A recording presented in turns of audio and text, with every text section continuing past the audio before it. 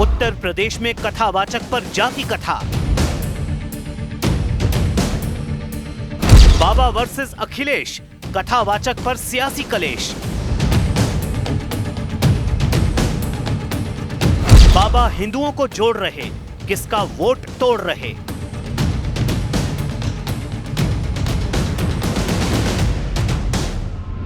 Yadav versus ब्राह्मण, अखिलेश का बाबा बागेश्वर से रण।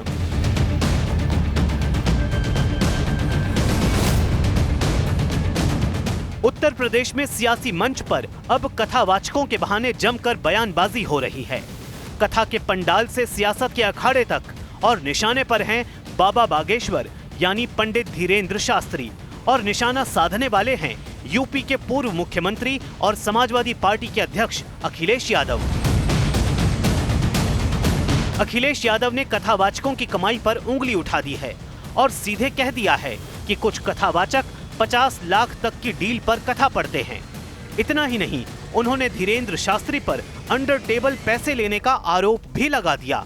कई कथावाचक हैं जो 50 लाख रुपए लेते हैं। कोई किसी की हैसियत है कि धीरेंद्र शास्त्री को बुला ले अपने घर कथा के लिए? कोई अंडर टेबल लेगा वो बाबा पैसे? आप पता करवा लीजिए, अंडर टेबल नहीं लेते हैं वो धीरेंद्र शास्त्री। क्या कथावाचने की पता कितनी कीमत होगी उनकी, फ्री थोड़े नहीं। इस मामले पर बीजेपी कहां पीछे रहने वाली थी। मामले को तुरंत लपकते हुए कहा कि एसपी का मतलब अब समाजवादी नहीं बल्कि सनातन विरोधी पार्टी हो गया है। अब उन्होंने सनातन का एक बार फिर से स्लैंडर करते हुए, सनातन पर हमला करते हुए बोला है साधु संत अंडर द टेबल पैसे लेते हैं, घूस लेते हैं, ब्राइब लेते हैं। क्या किसी और धर्म के धर्मगुरुओं के बारे में ऐसे चीज बोली जा सकती है? मठाधीश को माफिया बोलते हैं, साधु संतों को घूसखोर कह लेते हैं। और असलियत में घूसखोरी और भ्रष्टाचार कौन करता है, कौन चारा चोरी, कौन लैंड चोरी और कौन टोटी चोरी करता है, ये पूरे देश को पता है।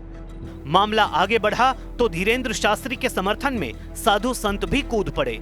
हनुमानगढ़ी के महंत राजू दास ने कहा, जो हिंदुओं को जोड़ता है अखिलेश उसे तोड़ना चाहते हैं। इसलिए बागेश्वर सरकार को उन्होंने टारगेट किया क्योंकि बागेश्वर सरकार हिंदुत्व पे कार्य करते हैं, सनातन पे कार्य करते हैं। उन्होंने छुआछूत, ऊंच नीच, सारे भेदभाव को खत्म करके हिंदुओं को एक होने के लिए लगातार प्रयासरत है और प्रयास करते हैं। ये दिक्कत है अखिलेश यादव जी को। पूरे मामले पर जहां एक तरफ शास्त्रों की बात हो रही है तो दूसरी तरफ आरोपों की बरसात हो रही है।